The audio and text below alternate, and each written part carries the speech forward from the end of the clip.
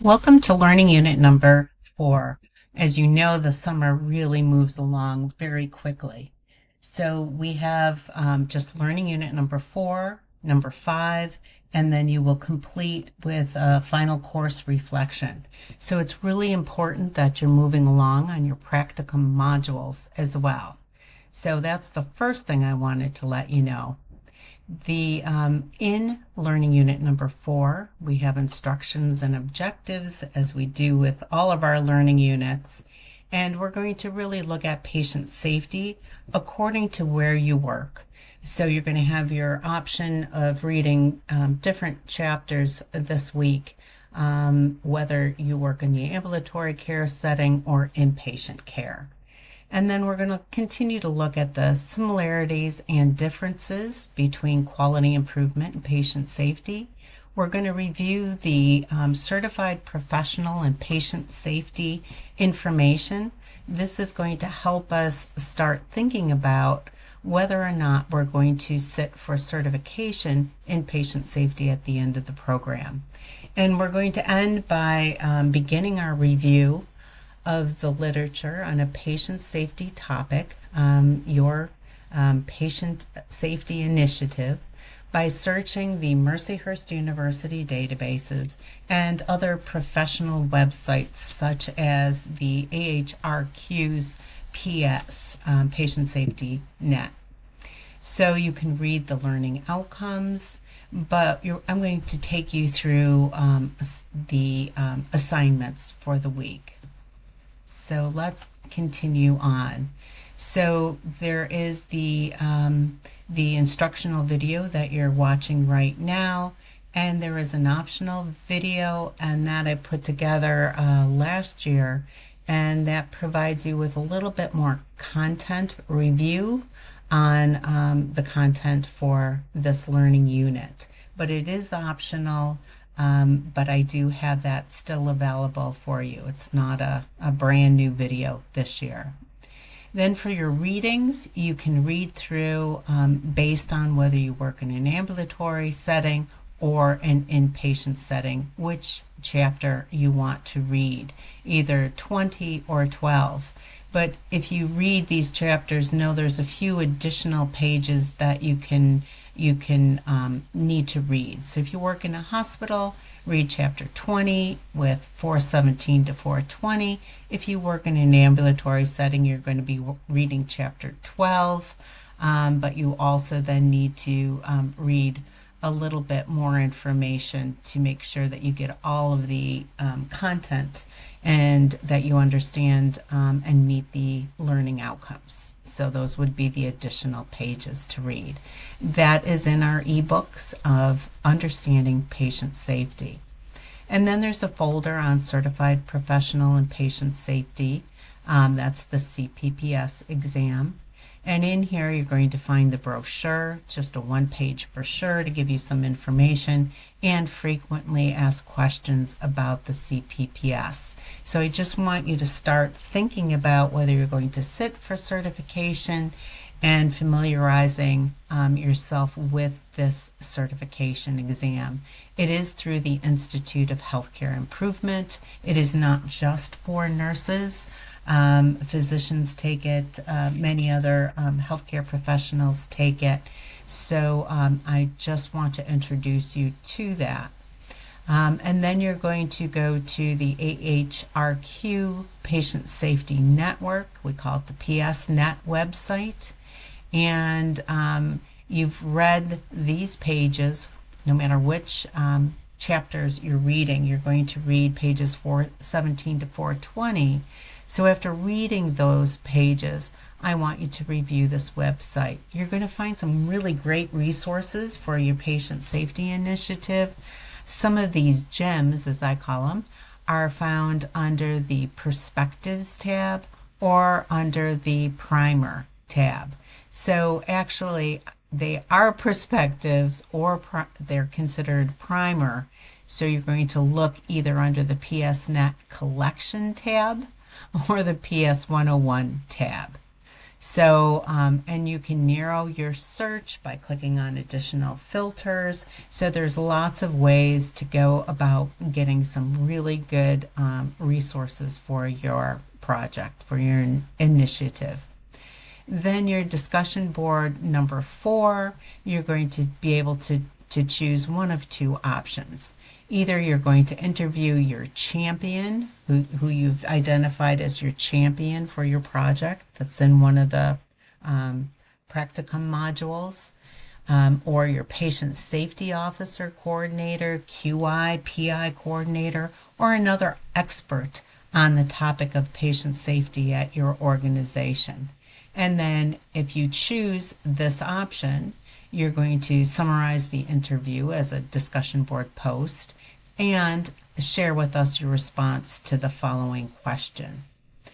Or if you choose not to do that, go to the AHRQ PSNet site and review one of the latest perspectives that they have posted. Or search and review an article or commentary that is of importance to your project. Then you're going to provide us with a summary of this and then also share your response to the question, the same question we've asked of both options. So that is going to be the discussion board for this week. And then what I also have posted here are, first of all, this is found also in your syllabus. This is the main clinical course assignment. So it's bringing together both the practicums and the didactic components. And it's entitled Your PICO Question and Lit Review. So you can look at that information in your syllabus. You can read it here. You're going to start with a PICO formatted clinical question, and then you're going to do a literature search of the Mercyhurst University's library pages, and I'll show you where to access that in a minute. And then you're going to submit a 7 to 10 page paper. Now that sounds like a lot, but one of the pages would be your abstract, and sometimes 1 to 2 pages are your reference page. So you're going to submit 7 pages should be plenty, and that excludes the title page. And then you're going to upload it to the Dropbox by the end of next Learning Unit 5. To get more information about that, you're going to look at the grading rubric. So here's your grading rubric. It's a total of 200 points. You're going to be looking at an introduction. What's your PICO question? The literature synopsis, so synthesis, what's the literature on this topic? And make sure your articles are relevant and timely. And by that I mean within the last 5 years. So when you do a search of the library databases, you may want to definitely put in limiting that search to the past 5 years. Conclusion, and then your APA formatting. So that's your grading rubric, so you know how you're getting graded. And then there's another article. This is part of your practicum module number 5, but I've also have it here for you in case you haven't gotten to that practicum module yet. And it's how to write a PICO question. So that's a really excellent 2-pager that will help you through writing your PICO question if you've not done that before, or even if you have.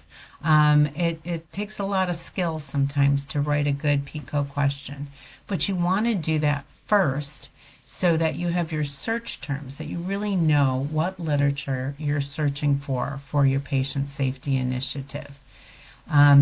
Another place, as you can see, these are links. So that's learning unit number 4. All of the information is found within this learning unit.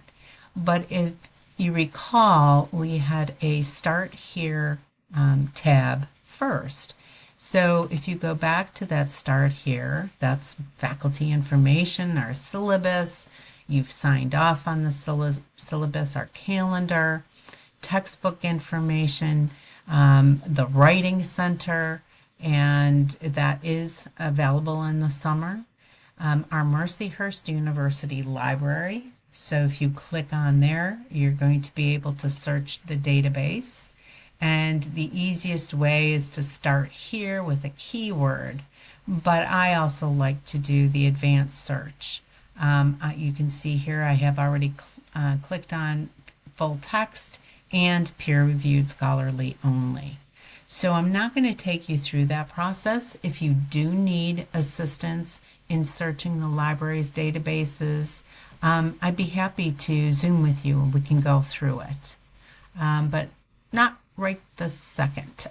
So that is the library database. This was another way to access the discussion board.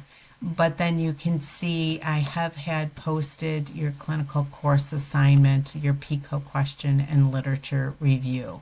The only thing that you do not see yet in learning unit number 4, because we've reviewed these things just now, is the literature review Dropbox. Seeing that it's due next learning unit and learning unit number 5, I will make sure that you have the option, or that it shows in learning unit number 5. But if for any reason you're fast on completing this and you want to complete it early, just go to the Start Here box and you will see it. It is visible to you. So have a wonderful week. And by all means, please reach out to me. Sometimes I'm a little delayed in getting the messages through Blackboard, but you can use my cell phone, you can text, you can email, and I typically look at that a little quicker. But also messaging me through Blackboard is fine. So have a great week and let me know how I can assist you. Thanks.